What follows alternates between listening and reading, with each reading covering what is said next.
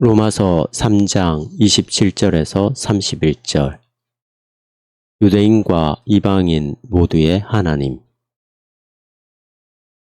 그렇다면 자랑할 것이 무엇입니까? 자랑할 것이라고는 아예 없습니다. 무슨 법으로입니까? 행위의 법으로입니까? 아닙니다. 믿음의 법으로입니다. 우리는 사람이 율법의 행위와는 별개로 믿음을 근거로 의롭다는 선고를 받는다고 산정합니다. 그렇지 않으면 하나님은 오직 유대인만의 하나님이십니까? 또한 민족들의 하나님은 아니십니까? 물론 민족들의 하나님도 되십니다. 이는 하나님은 한 분이시기 때문입니다. 하나님은 할례자도 믿음을 기초로, 무할례자도 믿음을 통하여 의롭다고 선고하실 것입니다. 그렇다면 우리가 믿음을 통하여 율법을 폐지합니까? 결코 그렇지 않습니다. 도리어 우리는 율법을 굳게 세웁니다.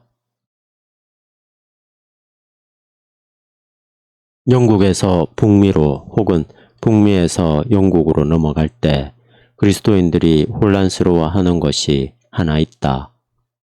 내 친구의 말 맞다나 똑같은 찬송가 가사를 다른 곡조에 맞추어 부른다는 사실이다. 유명한 찬송가인데도 대서양 반대편 사람들은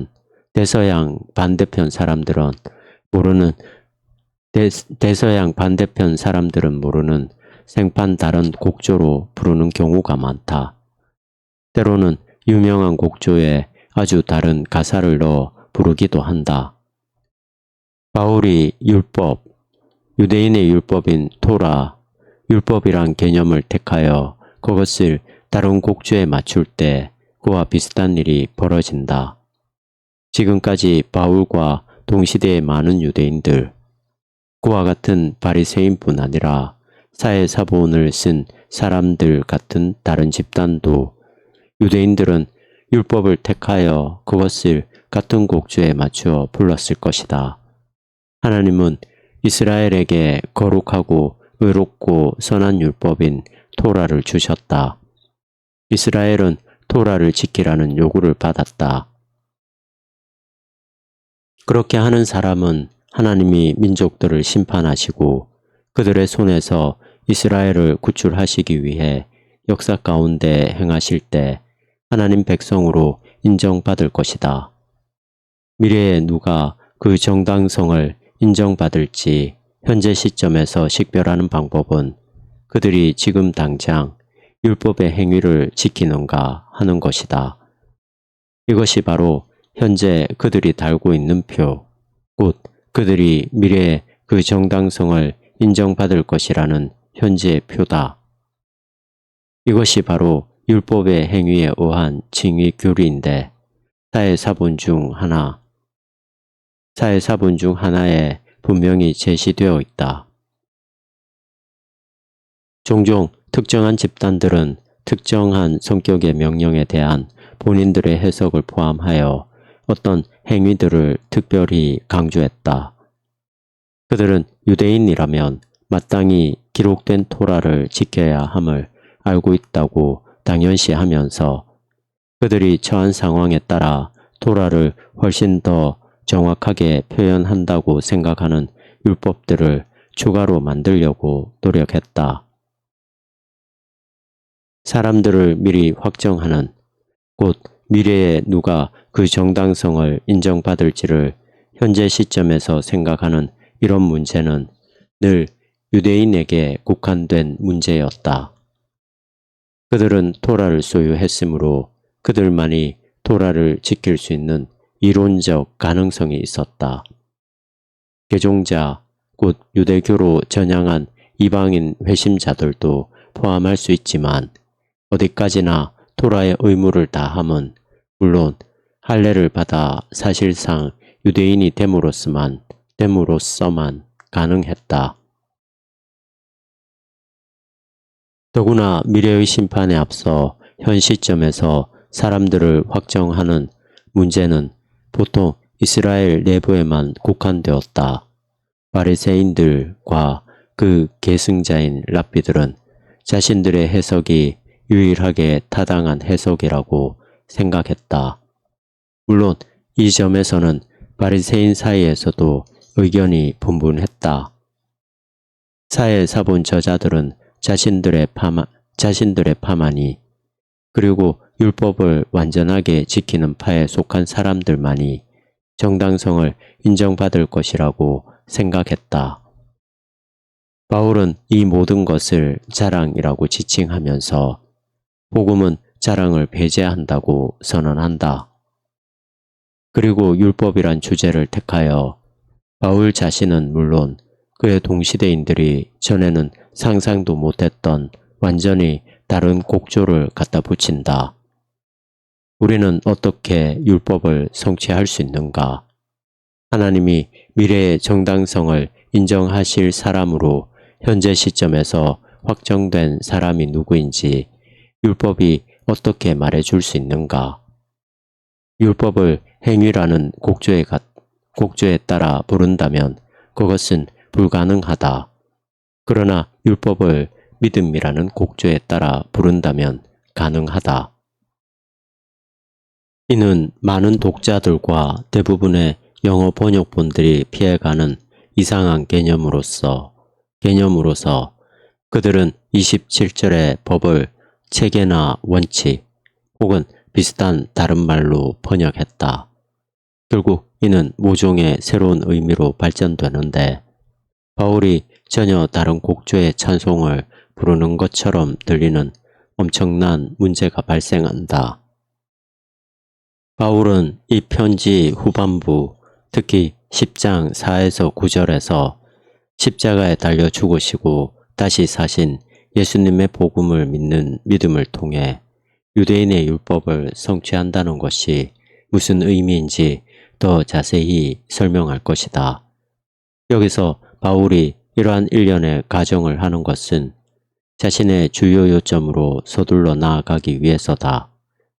바울이 말하는 세 가지 요점이 있는데 이 각각은 로마서의 핵심을 파악하는 데 아주 중요하다. 첫째, 믿음에 의한 칭의다. 앞에 본문에서 강조했듯이 이것은 예수의 복음을 믿을 때 마지막 날의 판결에 앞서 하나님이 그 판결이 어떨지를 선언하신다는 사실을 말한다. 이 사람은 언약 가족, 즉 죄를 용서받은 백성이자 진정한 하나님의 백성이며 진정한 아브라함의 백성이며 메시아 백성의 일원이다. 바울이 말하는 믿음에 의한 칭의를 다른 식으로 생각하는 사람들이 많지만 그 핵심은 이것이다. 그것은 하나님이 거룩함에 무관심하시다는 의미가 아니다. 규칙이 중요하지 않다거나 어떤 종류건 믿음만 있다면 아무래도 좋다는 의미도 아니다. 믿음이나 행위가 아니라 감정이나 정서가 중요하다는 의미가 아니다. 하나님이 사람들에게 수행해야 할 도덕적 행위를 주심으로써 그들을 더 선하게 만들려고 노력하셨지만 그것이 너무 어렵다는 것을 발견하고 이를 더 쉽게 하기 위해 장벽을 낮추셨다는 의미는 확실히 아니다. 그것은 더욱 분명하고 확고하고 긴박한 실로 충격적인 무언가를 의미한다.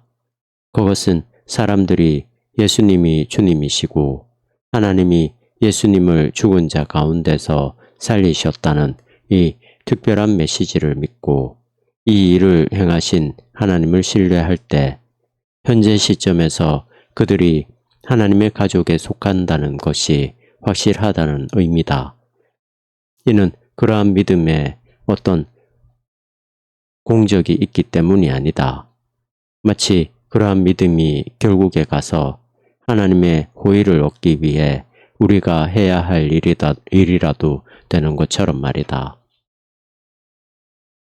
그보다는 사람이 이제 진실로 새로운 언약에 속할 수 있도록 복음이 사람의 마음을 변화시켰다는 확실한 표가 바로 이 믿음이기 때문이다. 바울이 편지 뒷부분에서 말하는 것처럼 믿음은 들음에서부터 나오고 들음은 선포된 메시아의 말씀에서부터 나온다. 둘째, 만일 이 믿음이 현재 시점에서 하나님의 새로운 언약 백성을 확정하는 유일한 표라면 유대인과 이방인은 동등한 입장이라는 것이다. 그렇기 때문에 자랑할 것이 아예 없다. 만일 그 기준이 행위의 법이라면 아무리 과소평가하더라도 유대인은 유리한 입장이라고 할 수 있다. 바리새파와 사해파에게서 익히 볼 수 있는 것처럼 말이다. 그러나 율법의 행위가 아니라 믿음을 기초로 사람을 의롭다고 여긴다면 유리한 입장 같은 것은 없다. 바로 이 때문에 바울은 자신의 결론에 이의를 제기하는 누구에게라도 다음과 같이 즉각 반박한다. 하나님이 결국 유대인만의 하나님이란 말을 하려는 것인가? 그분은 온 세계의 창조자이신 한 분 하나님이 아닌가? 그래서 하나님은 새로운 언약 가족 모두를 위해 공평한 조건을 허락하신 것이 아닌가? 바울은 하나님이 그렇게 하실 것이라고 말한다. 유대인이 복음을 믿을 때 하나님은 그 믿음을 기초로 그들이 언약에 속한 자들이라고 재확인해 주실 것이다. 또 비유대인이 복음을 믿을 때 하나님은 그들이 유대인과 동일한 믿음을 통하여 언약 가족 안으로 들어왔다고 확신시켜 주실 것이다. 이는 30절에서 미묘하게 말을 바꾸는 이유를 설명해 주는데 할례자는 믿음을 기초로, 무할례자는 믿음을 통하여 라고 말한다. 셋째 요점은 둘째 요점에 내포되어 있는데 조금 더 파헤칠 필요가 있다. 유일신교는 유대 종교의 핵심인데 여기서 바울은 유대인에게 영원히 특권적 지위가 있다고 주장할 사람들에게 충격을 주고자 유일신교를 이용한다. 오 이스라엘아 들어라. 야훼는 우리 하나님이시며 야훼는 한 분이시다 라는 말은 과거나 현재나 기본적인 신앙 고백으로서 예로부터 지금까지 경건한 유대인이 날마다 드리는 기도다. 어떤 관점에서 이 기도는 토라의 핵심으로 이전의 많은 것을 요약한다. 실제로 예수님도 토라를 그렇게 보셨다. 이제 바울은 어떤 차별도 없다.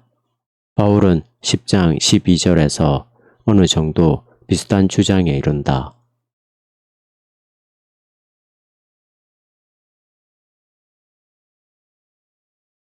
이제 바울은 어떤 차별도 없다는 자신의 논증을 확고히 하기 위해 같은 주제를 말한다.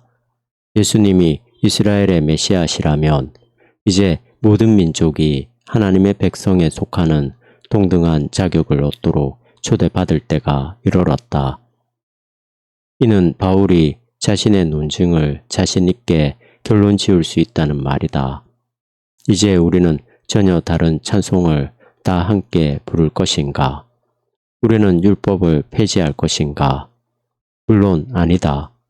우리는 이제 율법을 훨씬 더 훌륭한 곡조, 곧 하나님이 몸소 율법을 위해 쓰신 곡조에 맞출 것이다.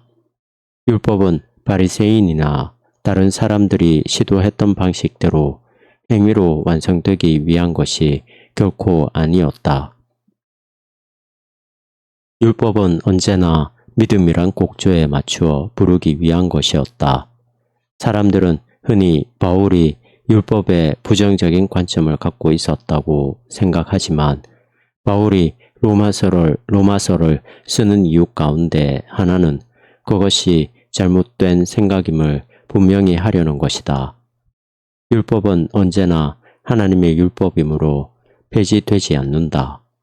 오히려 율법은 전에는 아무도 생각하지 못했던 방식으로 곧 믿음을 통하여 완성된다. 이것이 바로 율법이라는 가사를 가장 제대로 이해하는 곡조다.